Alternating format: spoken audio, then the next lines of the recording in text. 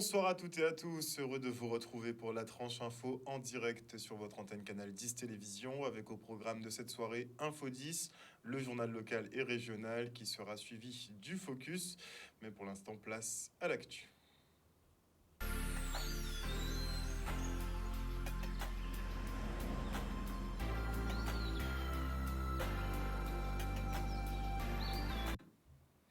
Nous sommes le jeudi 12 janvier 2023 et on débute avec ce dialogue de sourds entre employés et direction d'EDF PEI. Près d'un mois après le début de leur mobilisation, les salariés exigent toujours l'application pure et simple du Code du travail, notamment sur les carrières. Pour la CGTG Énergie, EDF doit passer à la caisse et payer tous les rappels de salaire dus.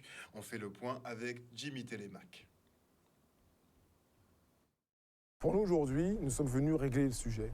Nous sommes venus entendre la direction pour qu'elle puisse enfin nous formaliser donc des réponses concrètes. Voilà maintenant plusieurs jours qu'elle tourne en rond. Maintenant, elle est au fait. Elle sait qu'elle n'applique pas le droit du travail. Elle sait qu'elle doit énormément de rappels de salaire à ses salariés. Et elle ne pourra pas minorer l'impact salarial, puisque bien évidemment, ce qui est dû au personnel doit lui être versé. Donc oui, nous sommes prêts à faire des consensus, mais des consensus au-dessus de la loi. Pour tout ce qui concerne l'application du Code du travail et des rappels de salaire, nous avons d'ores et déjà indiqué à la direction qu'elle doit tout verser, qu'elle doit verser le moindre centime dû à ses salariés. Il n'est pas question qu'une entreprise telle que EDF puisse simplement dire mea culpa, excusez-moi messieurs, nous allons revisiter les choses, nous allons maintenant désormais respecter le Code du travail sans jamais effectivement indemniser donc son personnel. La première des indemnisations est effectivement la période de grève. Tous les jours pour lesquels les salariés ont dû s'arrêter de travailler pour enfin être entendus, pour enfin entendre leur employeur leur dire « je vous respecterai le Code du travail », doit aujourd'hui être payé sans aucune exception. L'ensemble des points sont importants et il y a 19 points de revendication. Nous l'avons indiqué depuis le 5 date du préavis, nous sommes disponibles à toute heure. Nous ne comptons pas les heures. Ceux qui s'amusent aujourd'hui à jouer les fatigués, à quitter l'inspection du travail, ce n'est pas nous, c'est la direction de l'entreprise. Elle dispose, je le rappelle, donc, de services RH, donc de moyens que nous ne possédons pas, de moyens financiers puissants que nous ne possédons pas. Et pour autant, elle n'applique pas la loi. Aujourd'hui, nous avons posé une question très simple. Pourquoi, alors que lorsqu'il y a des visites de centrales, lorsqu'il y a effectivement à ce moment-là des promenades à faire en Guadeloupe, la DRH, chef d'orchestre de tout ce qu'on appelle l'application du droit du travail à l'intérieur de l'entreprise, c'est qui doit s'occuper des questions sociales, elle est présente. Pour se promener, elle est présente. Pour faire du tourisme dans ce pays où il fait chaud, elle est présente. Mais aujourd'hui, qu'il y a des discussions relatives à l'application du Code du travail, bizarrement, cette dame est absente. Elle est simplement joignable par audio. On dit que tout ça n'est pas très sérieux, mais aujourd'hui, chose est sûre et certaine, nous sommes là pour entendre enfin des réponses concrètes de la direction d'EDF. Le parquet de Pointe-à-Pitre et la gendarmerie signent une convention de partenariat pour améliorer la prise en charge des victimes gravement traumatisées. Bien souvent préoccupées par la traque des méchants, les forces de l'ordre peuvent sous-estimer l'état de la personne ayant subi une agression. Ils tentent donc d'y remédier. Regardez. C'est une convention qui fait un focus sur la situation des victimes d'infractions. Et c'est vrai que parfois, en voulant traiter, en étant très concentré sur l'identification des auteurs, sur le jugement des auteurs, peut-être que dans les situations judiciaires, on a parfois un petit peu oublié la situation des victimes. Et donc, cette convention, elle a pour objet de prendre en compte les victimes les plus gravement traumatisées par les infractions pénales. La convention prévoit que les victimes les plus traumatisées, par définition, c'est évidemment toutes les victimes d'atteintes corporelles. Que ce soit des atteintes corporelles volontaires, des agressions, que ce soit des agressions sexuelles, des tentatives d'homicide, voire même des homicides. Et là, ce sont les proches qui sont gravement traumatisés. Ça peut être également des victimes d'accidents de la circulation lorsqu'une infraction est commise. Donc, par définition, toutes ces personnes qui subissent l'infraction dans leur chair, ce sont les victimes les plus traumatisées. Mais parfois, c'est également des personnes dont on peut se dire que leur traumatisme est moins important, des victimes de blessures lors d'une altercation entre automobilistes. Et on se dit, c'est pas bien méchant. Et en fait, c'est parfois sous-estimer le traumatisme que peuvent subir certaines victimes, notamment en raison du fait qu'elles ont un fort sentiment d'injustice, d'avoir été victime, d'avoir pris un coup qui peut paraître anodin et qui pourtant est très, très important pour elles. Très souvent, l'enquêteur, le gendarme, quand il reçoit une victime, il l'entend, il écoute, et il a l'obsession d'aller chercher l'auteur, de le confondre, de le présenter devant le magistrat. Donc il faut qu'il sorte la tête du guidon pour se rappeler que c'est une victime aussi dont il doit se charger et qu'il doit conduire devant des associations qui sont bien formées, qui sont habilitées à les accompagner. C'est-à-dire, en gros, ces conventions, l'idée, c'est de ne pas oublier la victime dans tout le procès pénal et dans la recherche ou la détermination de l'infraction. L'association Guada avec laquelle nous travaillons et avec laquelle la convention a été signée, c'est une association effectivement qui est en mesure d'abord de prendre en charge presque physiquement les victimes lorsque c'est nécessaire, selon le degré d'urgence et de gravité. Et puis effectivement, c'est de les orienter vers un suivi psychologique. Pour moi, une prise en charge des victimes n'a de sens que si elle s'inscrit dans une politique partenariale permanente incluant tous les auteurs en contact avec les victimes. Ce n'est pas une victime, non. La prise en charge ne peut pas être faite seule avec une personne. C'est-à-dire, c'est pourquoi je suis très heureux aujourd'hui de signer cette convention en compagnie des partenaires avec qui nous travaillons depuis fort longtemps.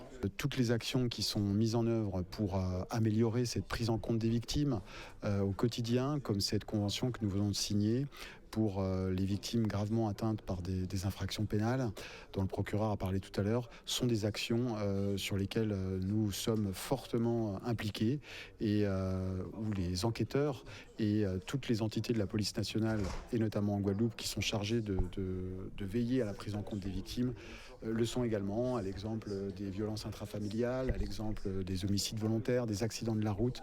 Et là, on est pleinement dedans. Donc voilà, c'est un nouveau pas franchi vers l'aide aux victimes et on en est pleinement satisfait. Un reportage signé Nicolas Chi. Et à l'instar d'autres territoires, la ville de Sainte-Anne met en place des audiences foraines du délégué du procureur, une justice de proximité qui vise à prévenir la petite délinquance. Regardez.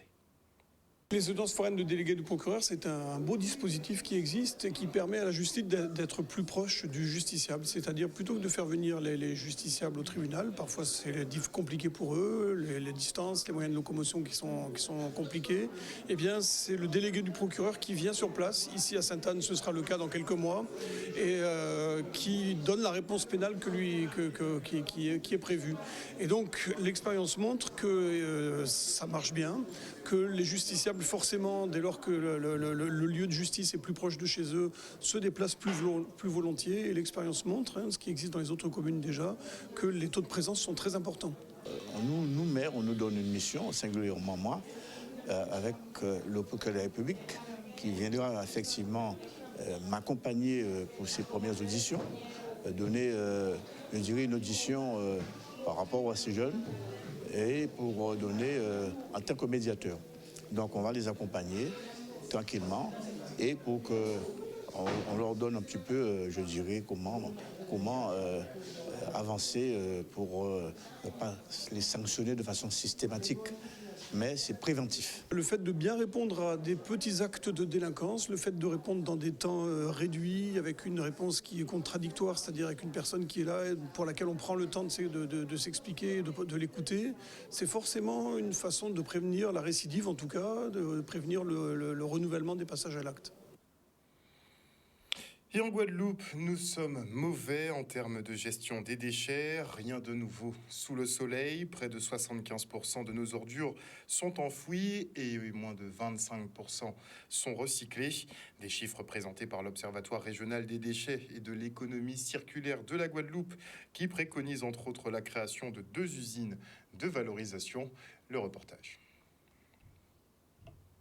Nous sommes toujours aussi pas bons sur le recyclage.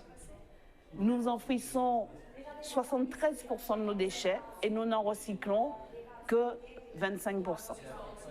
Et donc, il faut que ça change, il faut que ça s'arrête, parce qu'il faut que la population se rende compte que lorsqu'un déchet est enfoui, c'est pour des siècles et des siècles. Et donc, avec le syndicat Sinoval, avec le syndicat le CIVAD, eh bien, nous travaillons pour sortir 2 usines de traitement et de valorisation des déchets prévues entre 2025 et 2026. Et vous savez que la région ne va rien lâcher pour que ces usines sortent. Et du coup, on pourrait passer, l'objectif pour nous, c'est de passer à 75% de recyclage et seulement 20% de déchets d'enfouissement ultime. Alors ce qui est améliorable, c'est bien évidemment les gestes de tri au niveau des consommateurs, donc des ménages, de bien faire attention à trier les déchets dans les bacs qui correspondent, à bien amener leurs déchets au niveau des déchetteries pour que ceux-ci soient le mieux traités possible derrière et puissent être recyclés au maximum. La bonne nouvelle avec les chiffres clés aujourd'hui qu'on va vous présenter, c'est que la population fait davantage de tri. On a de l'augmentation en fait sur ce que les fameux bornes d'apport volontaire récupèrent en emballage domestique, en emballage comme le verre, etc. Mais il y a encore sur certains secteurs où nous ne sommes pas bons et il faut qu'on continue le travail. Alors les Guadeloupéens trient, après il faudrait faire un petit peu plus attention pour justement réussir à mieux trier en plus grande quantité. Il y a des installations qui sont en train d'être mises en place, notamment des déchetteries, donc c'est des nouvelles installations. Donc il faudrait que les Guadeloupéens se les approprient, prennent l'habitude d'utiliser ces installations pour ramener notamment leurs déchets, leurs différents déchets, que ce soit les encombrants, les amener directement en déchetterie et éviter de les laisser sur les bords de route comme on peut encore malheureusement le constater. Nous aurons beau mettre en place les usines les plus grandioses, les infrastructures les plus performantes, si la population ne se mobilise pas, si elle n'arrête pas d'aller jeter ses déchets dans les forêts, dans les cours d'eau, eh bien, tout cela ne servira à rien. Donc, il faut à la fois mettre en place des infrastructures, la région, avec les fonds européens, avec les communautés d'agglomération, c'est ce que nous faisons, et il faut également que la population se sensibilise parce qu'on a une biodiversité exceptionnelle. Et maintenant, je reçois Laurence Bourret, déléguée générale de Dastri, qui est spécialisée dans la gestion des déchets des patients en autotraitement. Bonsoir Madame Bourret. Bonsoir. Alors, contrairement effectivement aux déchets, aux encombrants et aux tout venants, est-ce qu'on est bon en termes de gestion des déchets médicaux et principalement de ce type de déchets pour les patients en autotraitement ? Oui, on est plutôt bon en Guadeloupe et sur l'ensemble du territoire national puisque les objectifs sont atteints, voire dépassés. Au niveau national, on est autour de 80% de taux de collecte. Et pour cette année, au niveau national, oui, et en Guadeloupe, on est cette année à près de 100%. Près de 100% oui, sur la Guadeloupe. Oui. Alors, c'est des chiffres à prendre avec précaution parce qu'on a certainement un peu de déchets Covid qui est venu donc se greffer sur le circuit. Et on était l'année dernière à plus près de 75% de taux de collecte. Donc, c'est quand même un très bon taux de collecte. Alors, comment se passe déjà cette collecte de déchets pour ces patients en autotraitement ? C'est très simple et je pense que c'est aussi pour ça que ça marche. Les personnes qui sont concernées, donc il y a 36 pathologies qui sont concernées, mais c'est le diabète qui est la pathologie qui produit le plus de ce type de déchets. Donc les injections d'insuline principalement ? Oui, par exemple, ou la surveillance du taux de glycémie ou de glucose dans le sang. Donc les personnes concernées vont en pharmacie avec leur ordonnance. Et le pharmacien, la pharmacien leur remet une boîte donc, qui va permettre de stocker de manière sécurisée ces dispositifs médicaux qui sont perforants. Donc seringues, stylos, lancettes. Une fois la boîte remplie, il suffit au patient de revenir en pharmacie pour la déposer. Et nous, on organise la collecte et le traitement. D'accord. Donc les pharmacies récupèrent et vous venez tout centraliser. Oui, en fait, on s'appuie sur un opérateur local, e-compagnie, qui passe donc en pharmacie chercher ces déchets, qui est habilité à transporter ce type de déchets, qui peut présenter un risque infectieux quand on souffre d'une pathologie transmissible, comme le VIH ou bien l'hépatite.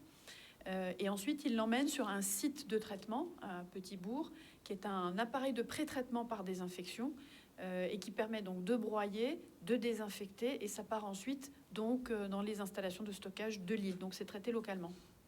Est-ce qu'il y a moyen de revaloriser ce type de déchets ? Alors c'est un enjeu pour l'éco-organisme pour les années à venir, puisque donc on a un agrément de l'État, que cet agrément vient d'être renouvelé pour les 6 années qui viennent, 2023-2028, et que nous sommes désormais autorisés à séparer pour recycler certains dispositifs médicaux, ceux avec piles et cartes électroniques, on appelle ça des e-Dastri, Donc ça va se mettre en place là de manière réglementaire à partir donc sur la métropole à partir de juin 2023. Et on espère pouvoir également proposer des choses en Guadeloupe. Ça va revenir en métropole pour démarrer, mais on espère pouvoir, d'ici la fin de notre agrément, pouvoir proposer des choses sur le territoire. Et on espère aussi pouvoir obtenir les autorisations pour pouvoir recycler les dispositifs médicaux conventionnels, donc ceux sans électronique. Est-ce qu'on peut dire que la crise Covid a un peu bouleversé la collecte de ce type de déchets ? Oui, totalement. Le ministère de la Santé nous a demandé d'accompagner les pharmaciens donc, dans leur engagement donc, dans le cadre de la stratégie nationale de dépistage et de vaccination. Alors, vaccination, c'est un sujet qui fâche ici. Oui, c'est un peu épineux. C'est un peu très épineux. Il n'empêche que c'est près de 60% de déchets en plus que l'éco-organisme a collecté en pharmacie, du fait donc du dépistage, mais aussi de la vaccination en pharmacie. Donc, Dasri a été mobilisé pour collecter ces déchets en pharmacie. Donc, 60% de plus, c'est pas rien. Donc, vous effectuez des visites ici en local à peu près tous les 2 ans. Quels sont les objectifs de la visite de cette année ? Alors cette année, comme chaque année, c'est de rendre compte. Donc on vient avec les chiffres de la performance du dispositif sur le territoire. Mais c'est aussi d'identifier ensemble quelles perspectives. Donc cette année avec un nouvel agrément, donc de nouveaux objectifs fixés par l'État, des expérimentations, notamment sur la réutilisation des boîtes. Parce qu'il faut savoir qu'en Guadeloupe, c'est 8 tonnes de déchets qu'on a collectés, donc de ce type de déchets qu'on a collectés, hors emballage. Et quand on prend en compte les emballages, on double quasiment ces quantités. Donc sur un territoire insulaire, c'est pas rien. 16 tonnes, c'est quand même c'est pas rien. Conséquent. Et l'objectif, c'est de réduire ces quantités parce qu'on utilise les petites boîtes jaunes à couvercle vert dont je vous parlais pourraient être réutilisées parce qu'on les détruit finalement au bout de quelques semaines, voire quelques mois d'utilisation. Donc il faudra penser à tout cela. Donc il va falloir expérimenter et on vient tous les 2 ans à peu près sur le territoire, mais on a un représentant local, la société C2D, donc Christelle Diocho, Margot Mounsami, que vous aurez peut-être l'occasion de croiser, donc juste entre nos 2 passages sur l'île. Est-ce qu'il y a des actualités particulières à Dasri ? Alors les actualités, c'est vraiment le renouvellement de cet agrément avec des objectifs que nous fixe l'État et qui augmentent, puisque notre objectif sur le précédent agrément, c'était de collecter 80%. L'État nous fixe un objectif à 90, on va dire, d'ici la fin de l'agrément. Et bientôt 100%.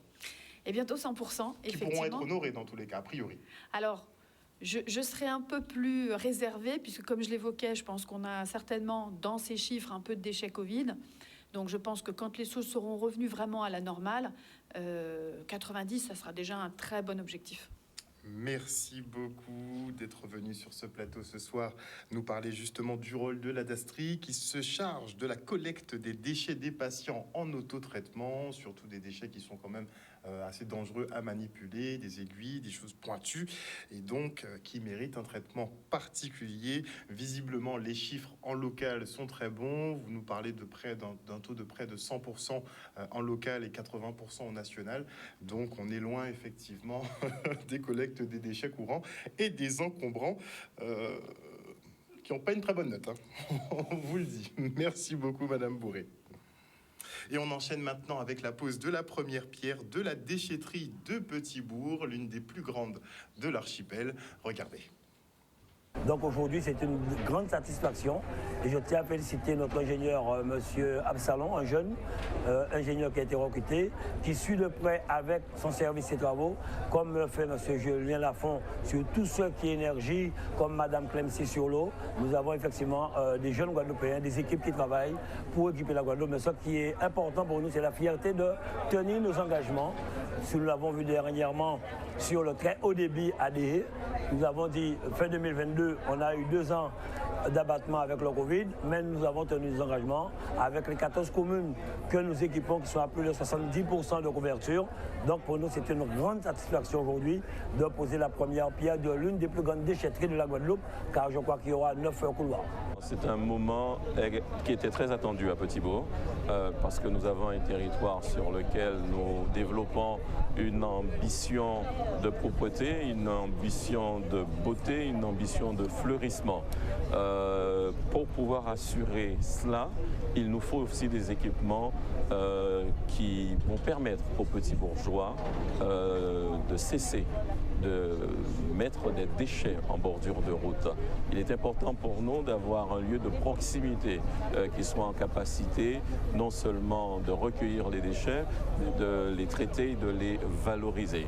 Nous mettrons en place bien sûr une politique de sensibilisation, de la pédagogie pour que la préservation de notre environnement soit l'affaire de tous.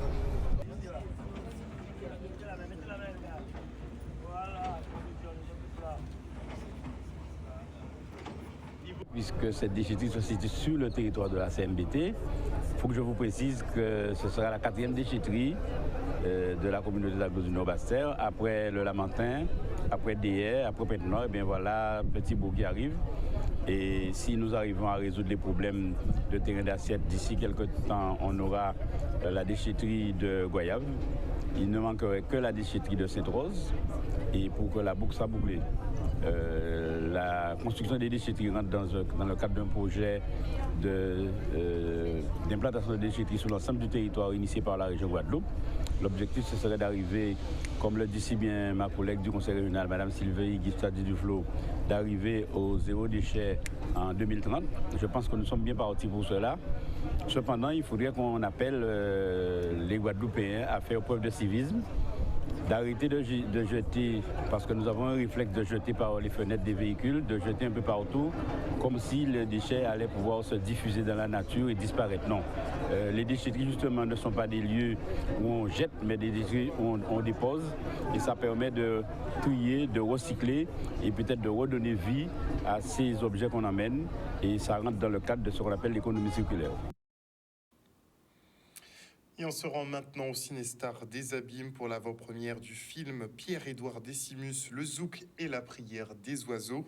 Une réalisation signée Philippe Mugerin et Brother Jimmy, 2 hommes qui ont fait le choix de rendre hommage à nos talents de leur vivant. Respect, le reste en image. Peut-être qu'à marcher sur un petit pied bois, sur un petit pied mahogany qui a poussé à bas, il a marché ici.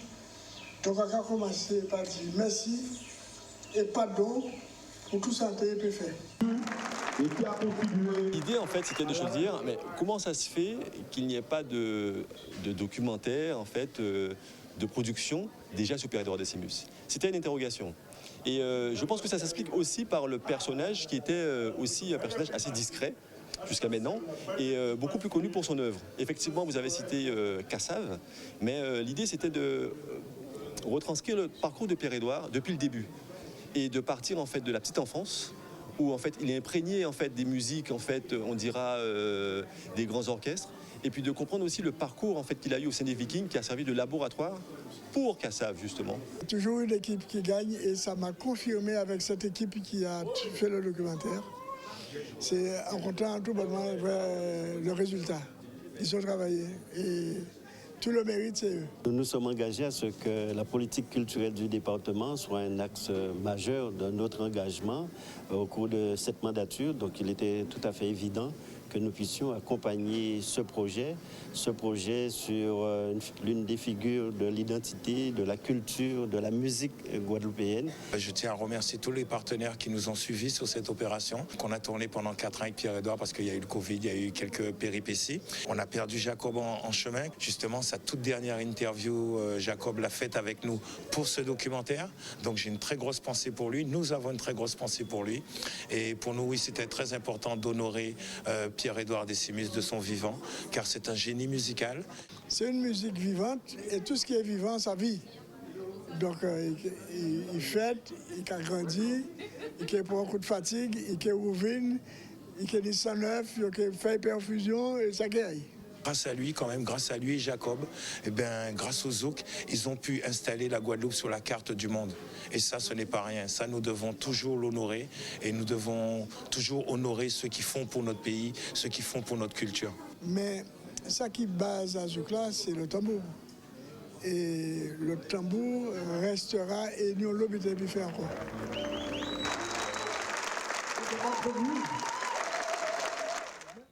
Un reportage signé Olivier Moradel.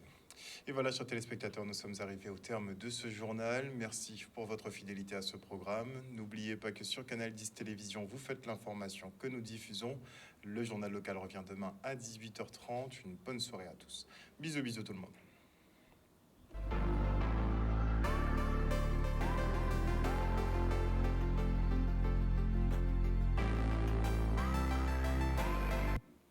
À venir dans la tranche info sur Canal 10, le Focus. Et ce soir, nous recevrons des acteurs de culture. C'est un petit lieu très sympathique sur Pointe-à-Pitre où on développe beaucoup de thématiques qui concernent effectivement les afrodescendants, mais pas que. On parle beaucoup d'amour aussi avec la Lovebox et nous en parlerons donc ce soir après la coupure pub.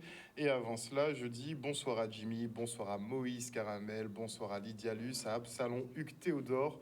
Bonsoir à Joxman, bonsoir à Viviane Coton, bonsoir à Teddy Bamberg, à Lina Wild, à Moïse Tézénas, à Perle de Cariquera, à Lydia, bonsoir à Patricia de Normandie, bonsoir.